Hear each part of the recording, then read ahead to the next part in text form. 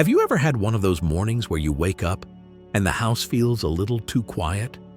You brew your cup of tea, sit by the window, and scroll through a few photos or watch the birds flutter by, but something inside feels off.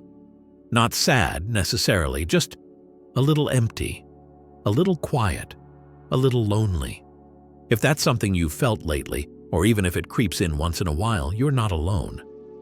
In fact, loneliness after 65 is one of the most common and least talked about challenges we face as we get older. Kids grow up and move out, friends relocate or become busy, retirement shifts our routines. Suddenly the days feel longer and connections feel fewer. But here's the good news. That feeling, it doesn't have to stay. There are small, powerful things you can do each day that can gently shift the way your life feels, from quiet and isolated to joyful and connected again. Not through big, dramatic changes, but through little, daily habits that truly make a difference. So today, I want to talk to you like a friend. Let's sit down together and go over 5 of those habits. Simple things you can start doing today that will help ease loneliness and bring more joy into your life. Whether you live alone or with someone, whether you're naturally social or a bit more private, these habits are for you. Let's start with something deceptively simple. Speaking to one new person a day. I know, easier said than done, right? But I'm not talking about making a new best friend or striking up a deep conversation with a stranger in a cafe.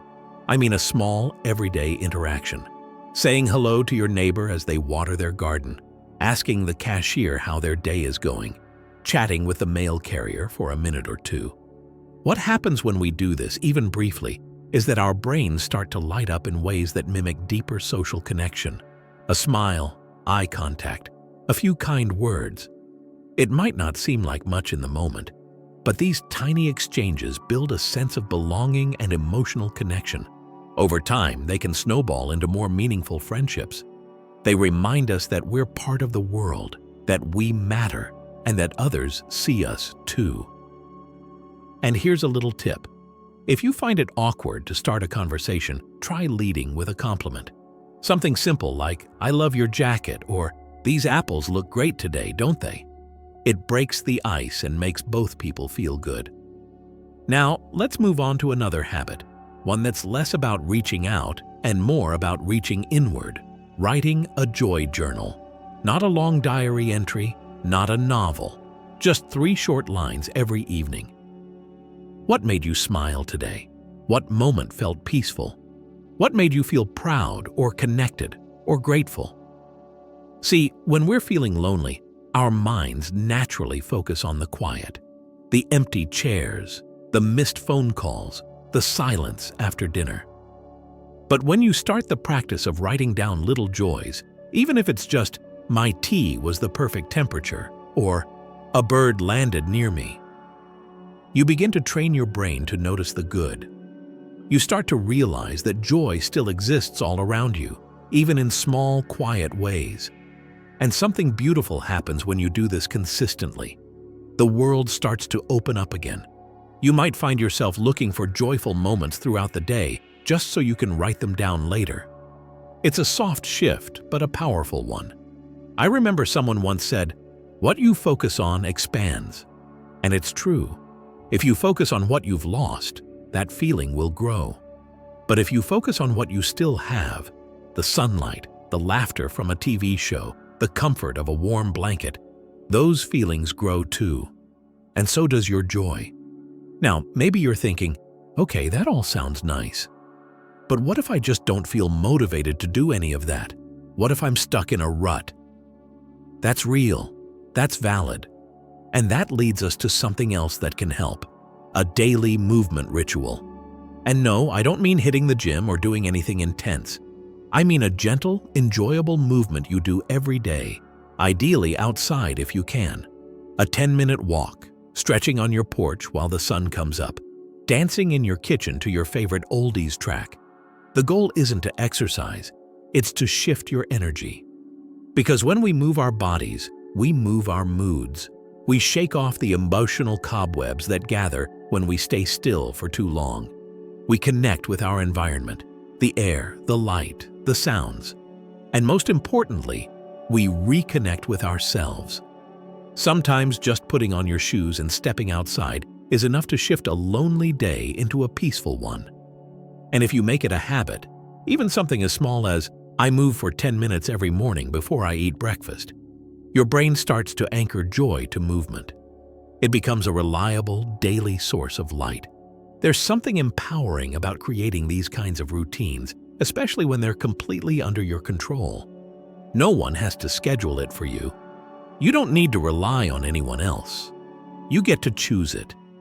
And in that choice, you reclaim a sense of purpose and autonomy that loneliness often tries to steal. So whether it's exchanging a few words with someone new, scribbling down what made you smile, or walking your garden path while the breeze touches your skin, you're building something. A life that feels full again. A rhythm that welcomes joy. And the beautiful part? You're just getting started. There's something quietly powerful about realizing that joy doesn't have to come in big waves. It can come in gentle ripples. And those ripples begin with the things we choose to do, even when we don't feel like it. Because the truth is, loneliness has a way of convincing us to stay still, to stay quiet, to pull back. But joy asks us to lean in. One of the most surprising habits that can invite more joy into your life, especially after 65, is starting something new. I know it might sound a little intimidating. After all, isn't that something for the younger crowd? But here's a little secret. Your brain doesn't care how old you are. It just wants to grow. It wants to be engaged, challenged, inspired. Starting something new doesn't mean taking up skydiving or learning to play the piano in front of a crowd. It can be something wonderfully small. Maybe you've always been curious about watercolor painting, or you've thought about growing herbs on your windowsill. Maybe it's learning how to use a smartphone better, or writing short stories based on your memories. It doesn't matter what it is, it matters that it's new. When you try something new, your brain lights up in places that haven't been used in a while. That mental engagement fights off feelings of isolation and sluggishness. It gives you a reason to wake up and something to look forward to. Even better, it often creates unexpected opportunities for connection. Maybe you start attending a local class. Maybe you join an online group of people who love doing the same thing. Maybe you simply start sharing your progress with a friend or neighbor. Little by little, the edges of loneliness soften. Because now, your days have more texture, more meaning, more you. And here's a tip that helps if you're not sure where to begin. Ask yourself what you enjoyed doing when you were younger. But let go of the need to be good at it. This isn't about performance. It's about play. It's about curiosity. Give yourself permission to be a beginner again. There's something deeply freeing in that.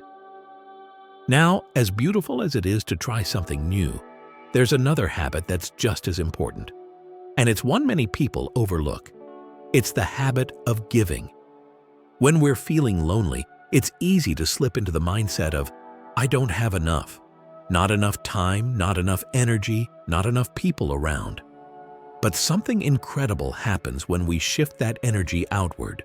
When we say, what can I give today? It doesn't have to be money. It doesn't have to be grand gestures.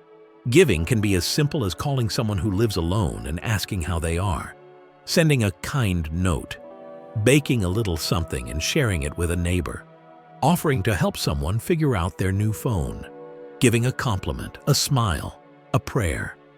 The moment we give, even just a little, we remember we're part of something bigger. We're not invisible. We have something to offer, and it feels good. The loneliness begins to loosen its grip, and often, without even expecting it, that giving comes back to us. Maybe not in the same form, but in connection, in warmth, in meaning. I once knew a man who volunteered to read to children at the library every Thursday. He started doing it because he was bored, and he stayed because it brought him joy.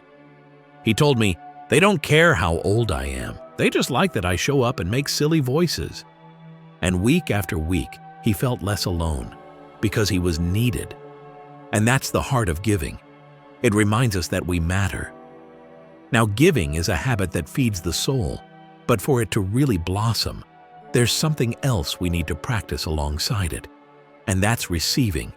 So many people, especially those of us who've spent a lifetime taking care of others, struggle with this. We're quick to help, quick to show up, quick to lend a hand. But when it comes to letting someone do the same for us, we freeze. We say, "Oh no, I'm fine," or "Don't worry about me," or "I don't want to be a burden." But here's the truth. Receiving is not weakness. It's connection. It's allowing someone else the joy of helping you. It's saying, "Yes, I could use some company," or "Thank you, I'd love that visit," or even just accepting a compliment with a smile instead of brushing it off. When we allow ourselves to receive, not just gifts, but time, attention, care, we open a door to healing, to intimacy, to feeling seen. And it's amazing what happens when we step through that door. We stop feeling like we're on the outside looking in. We become part of the flow again, giving and receiving just like breathing in and out. So if someone offers to bring you something, let them. If a friend calls and you're tempted to say, "I'm fine," consider telling them how you really are. If a neighbor invites you for tea and your first instinct is to politely decline, pause and say yes. That tiny yes might be the beginning of something beautiful. These habits, trying something new, giving and receiving, aren't just actions. They're invitations. Invitations to re-engage with life, with others, and with yourself in ways that are deeply fulfilling. And none of them require big change, just small shifts in how we show up each day. And the best part? There's one more habit that ties it all together. One last daily practice that can completely transform the way your life feels. There's something truly special about realizing that the power to feel more connected, more joyful, more alive, it's always been in your hands. Not in grand gestures, not in faraway places, but in these little things, done each day with intention and heart. And now, let's talk about one last habit. It might sound simple at first, but it's one of the most profound things you can do to lift the weight of loneliness and invite joy back into your life. It's this: spend time in nature with full attention, not just walking through a park while checking your phone, not just sitting on a bench while your mind races through yesterday's worries, but really being in nature, being present, observing, breathing it in. There's something about stepping outside and letting the world speak to you. The rustling of the trees, the warmth of the sun on your skin, the tiny dance of a butterfly in the grass. It slows you down in the best way. It reminds you that life is still moving, still blooming, even on days when your heart feels heavy. Studies have shown that spending just 20 minutes in nature can lower stress, ease symptoms of depression, and improve mood, especially for older adults. But beyond the science, it's about feeling connected again. Nature doesn't ask you to be anything. You don't need the right words or the perfect mood. You just show up, and it welcomes you. So maybe you start by simply stepping outside with your morning tea. Or maybe you take a walk down the same path each afternoon and notice how the leaves change. Or maybe you find a quiet tree to sit beneath and just listen. No agenda, no pressure, just being. And here's where the magic really happens, when you bring gratitude into it. You see, gratitude is the bridge between what is and what we wish for. When we look at the world around us and whisper, even silently, "Thank you," something shifts. It's like tuning a radio. Suddenly the noise fades, and we hear the music. The beauty we didn't notice before. The fullness that was always there, waiting. You can try this now. Next time you're out in nature, pick 3 things to notice and thank them. Thank the breeze, thank the flower pushing through the crack in the pavement. Thank the sky for showing up, even if it's gray. This habit alone, practiced every day, is enough to start rewriting the way you experience your life. And when you do that, when you combine presence with gratitude, loneliness starts to dissolve. Not because your life has dramatically changed overnight, but because you've changed your relationship to it. You've started to create joy, not wait for it to come to you. Now, let's take a deep breath together, just for a moment, in and out. I want you to remember something and really feel it in your heart. You are not alone. Even if the house is quiet, even if friends are far away, even if some days feel heavier than others, you're not alone. There's a whole world out there full of life and light. And within you, there's still curiosity, there's kindness, there's strength. By making these small daily choices, talking to someone new, noticing joy, moving your body, giving and receiving, stepping into nature, you are actively creating a life that feels full again. Not because someone else did it for you, but because you did. That's your power. And that's something no age can take away. Now, if any part of today's message spoke to you, if even one of these habits made you think, yes, I could try that, I encourage you to start today. Not tomorrow, not next week. Today, choose one little thing and give it a try. That's how joy begins, one step at a time. And if you'd like, I'd love to hear from you. Share in the comments, which habit are you going to try first? Or if you've already found something that helps you feel less alone, share that too. Because your words might inspire someone else watching this video who needs to hear them. If you found this video helpful, please give it a like. It really does help us reach more wonderful people like you.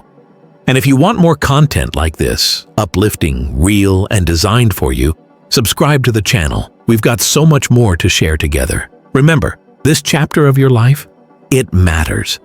And there's so much beauty still to come. You deserve joy, you deserve connection, and you deserve to feel seen. So here's to you. Here's to new habits, renewed hope, and the simple, quiet joy of living fully at any age. Take care of yourself. You are loved. You are enough. And this is only the beginning.